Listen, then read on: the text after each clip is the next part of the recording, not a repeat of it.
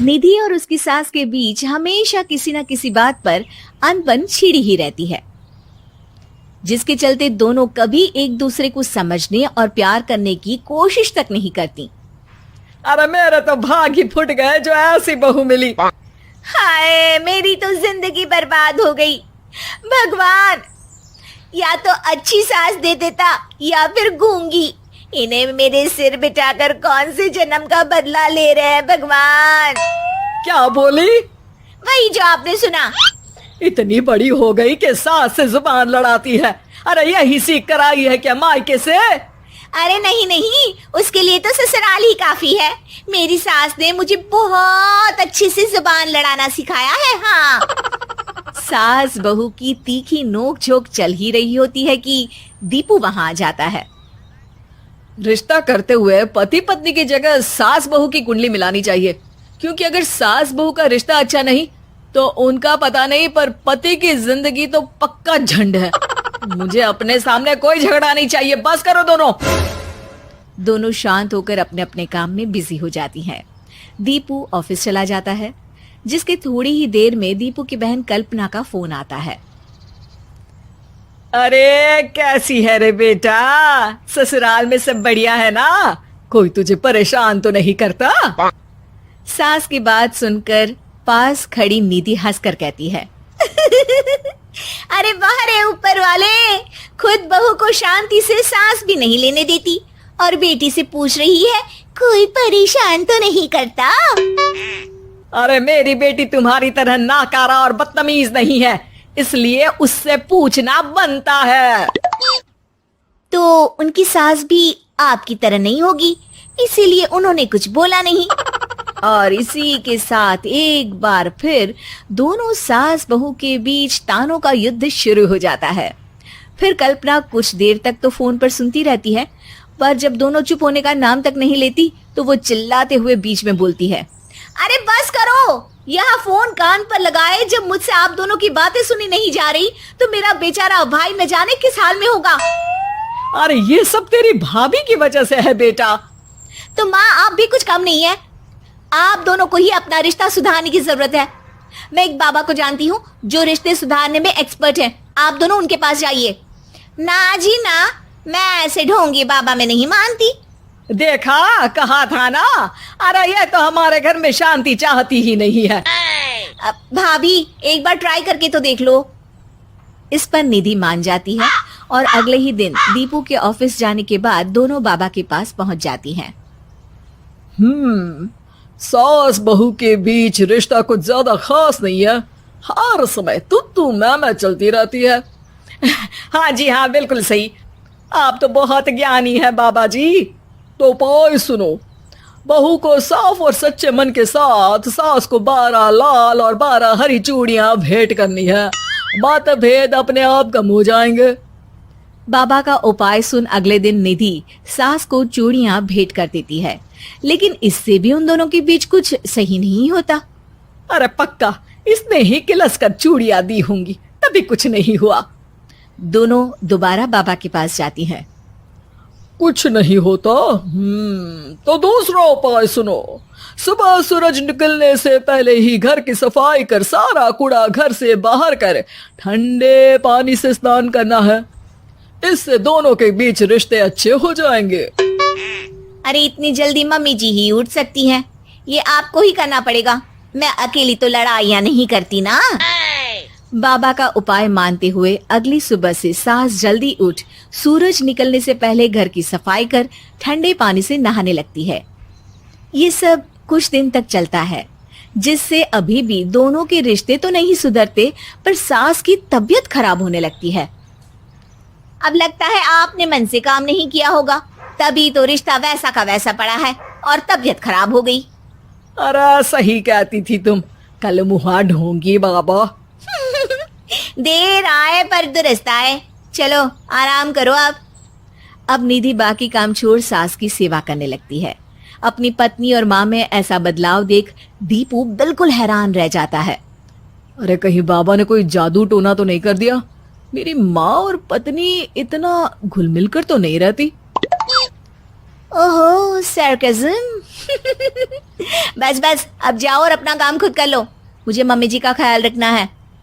निधि की बात सुन हैरान दीपू बस उन्हें देखता रह जाता है और निधि सास का ध्यान रखने में लगी रहती है। इसी तरह दिन बीतते हैं और निधि आधे से ज्यादा समय सास के साथ बिताने लगती है, जिस वजह से उन दोनों का रिश्ता पहले से अच्छा होने लगता है और वो एक दूसरे को समझने लगती है। बहू, मैं सोचती हूँ एक बार उसे ढोंगी बाबा के पास जाना चाहिए, उसे सबक सिखाने के लिए। अरे पर मम्मी जी, उसकी क्या जरूरत है, हमारे घर में सब ठीक है, फिर वो कुछ भी करे, हमें उससे क्या। दोनों के बीच ये बात हो ही रही होती है कि तभी बाबा कल्पना के साथ उनके घर आ जाते हैं। माँ, बाबा आप दोनों से मिलना चाहते थे, इसलिए मैं उन्हें यहाँ ले आई। अरे पर हमें इस ढोंगी बाबा से नहीं मिलना। हाँ, मेरी बहू बिल्कुल सही कह रही है। जो कुछ समय पहले एक दूसरे को मारने को चलती थी, आज एक ही लय में बात कर रही है। आपको अपने रिश्ते के लिए किसी बाबा के नहीं, अपने आप की जरूरत होती है। रिश्ता सुधारने के लिए जरूरी है कि सास बहू को अपनी बेटी और बहू सास को अपनी माँ जैसा समझे और प्यार दे। उपाय तो बस एक तरीका है लोगों को समझाने का कि असली उपाय उनके पास ही है, आपको बस उन्हें समझना है। नेहा खुले विचारों वाली लड़की थी। अरे नेहा, क्या दिन में सोती है, ससुराल में ऐसा नहीं चलेगा, वहां तो काम करना पड़ेगा, काम। जितना काम होगा कर लूंगी माँ, पर अगर कोई ये कहे कि सारा आराम छोड़कर सिर्फ काम ही करना है तो ना भी ना, मुझे नहीं करनी शादी। अरे कैसी बात कर रही हो। अच्छा चलो जाकर नहा लो, मैं नाश्ता लगा देती हूँ, फिर तुम्हें कॉलेज भी तो जाना है। नेहा कॉलेज के लिए निकल जाती है। वो सोचने लगती है कि ससुराल में वो कैसे मैनेज करेगी। क्या हुआ नेहा, परेशान लग रही हो? अरे यार, तू तो मुझे जानती है ना, मुझे अपनी लाइफ बिल्कुल परफेक्ट चाहिए, लेकिन लग नहीं रहा लोग मानेंगे। यार, कहीं मेरी शादी ऐसे घर ना हो जाए जहां मेरी जिंदगी ही नरक हो जाए। अरे मैंने ना कल एक इंग्लिश फिल्म देखी थी, उसमें भी कुछ ऐसी ही समस्या थी हीरोइन की। अच्छा, तो फिर क्या किया उसने? उसने तो अपने होने वाले पति से साफ साफ कह दिया कि वो पहले उसके घर कुछ दिन तक बिना शादी के रह कर देखेगी, और अगर ठीक लगा तो ठीक, वरना तेरे मेरे रास्ते अलग। अरे हाँ यार, ये तो बिल्कुल सही आइडिया दे रही है तू मुझे। चल मैं तो चली, थैंक्स यार, तूने मेरी प्रॉब्लम सॉल्व कर दी।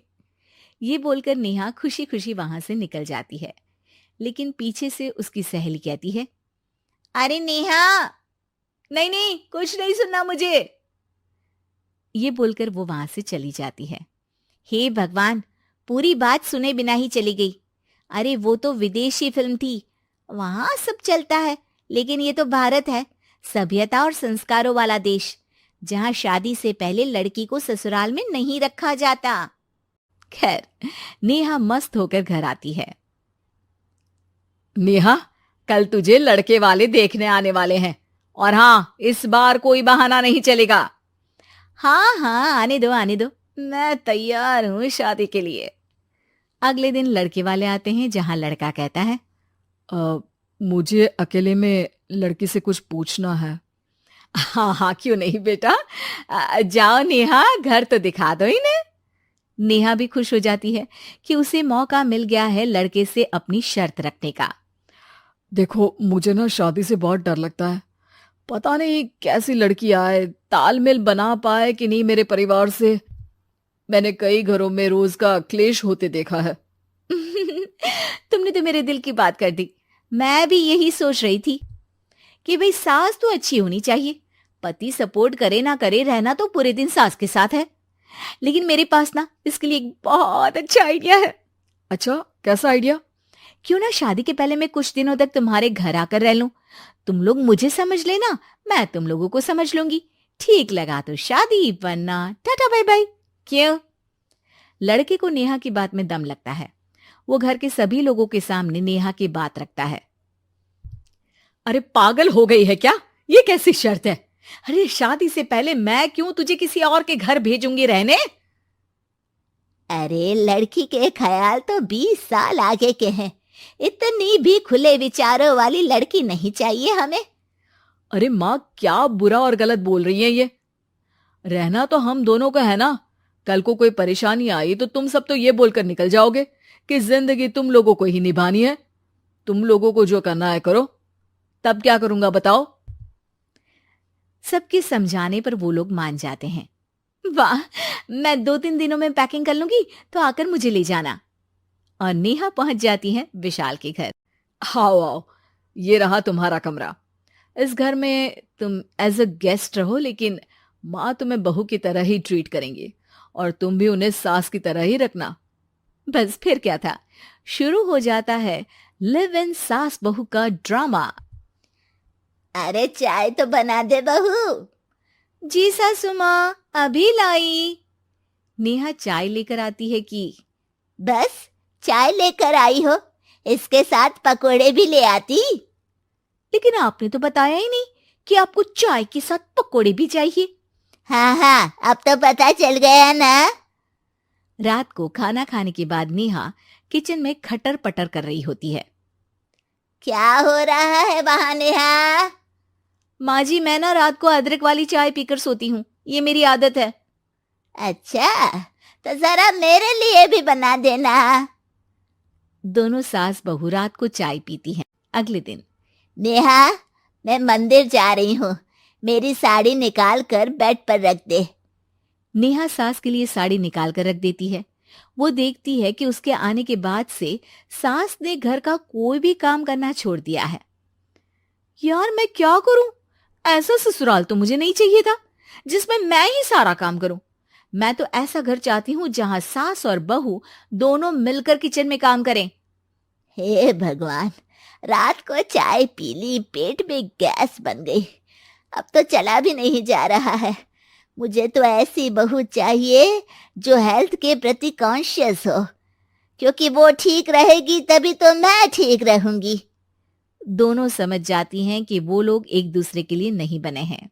अगले दिन, नेहा, जरा चाय तो ले आना। नेहा चाय के साथ चिला भी बनाकर ले आती है। सास खा पीकर सो जाती है। अगली सुबह, तेरी बुआ सास आ रही है, उसे मैंने तेरे बारे में बताया है। तभी वहां गंवार सी एक महिला आ जाती है। चलो यहां से निकलो, कुछ नहीं है खाने के लिए, जाओ। ए नेहा, तमीज से बात करो, ये मेरी ननद यानी आशीष की बुआ है। हाय रे दैया, इतनी आकड़ वाली लड़की! अरे यही है ना जो शादी से पहले ही आकर बस गई है यहाँ पर। बस नहीं गई हूं, बसना है या नहीं ये डिसाइड करने आई थी, लेकिन इन लोगों के रिश्तेदार इतने गंवार हैं तो मैं तो ना कर रही इस घर में शादी। और भाभी, और क्या कमी थी हमारे आशीष में जो आपने ऐसी लड़की की शर्तों को मान लिया? अरे वो तो आशीष के कहने पर मैं झुक गई, वरना ऐसी लड़की को तो मैं घर में घुसने भी ना दूं। ए हेलो, ऐसी लड़की कैसी लड़की? हाँ, बिना समझे बुझे शादी कर लूं? अब तो समझ गई ना कि हम लोग गांव के हैं। भाभी को खाट पर सोना और रिश्तेदारों का गांव से आना जाना तो लगा ही रहना है इस घर में। हाँ हाँ, मैं तो किसी मॉडर्न घर में शादी करूंगी। ये बोलकर नेहा वहां से चली जाती है। अपने घर में आकर नेहा कहती है, ना माँ ना, लिव इन में रहकर देख लिया, ये गांव के लोगों का कोई भरोसा नहीं है। खैर, नेहा की शादी एक मॉडर्न घर में हो जाती है, जहां सास कहती हैं, हे नेहा, मैं टेनिस खेलने जा रही हूं, आओ तो जूस बनाकर रखना, और हाँ, वॉलनट्स और ओट्स भी बना लेना। जी माँ। माँ मॉम बोलो डार्लिंग, माँ इज ओल्ड फैशन। बेचारी नेहा सर पर हाथ रख लेती है। हे भगवान, ये सास तो सास ही होती है, गांव की हो या शहर की।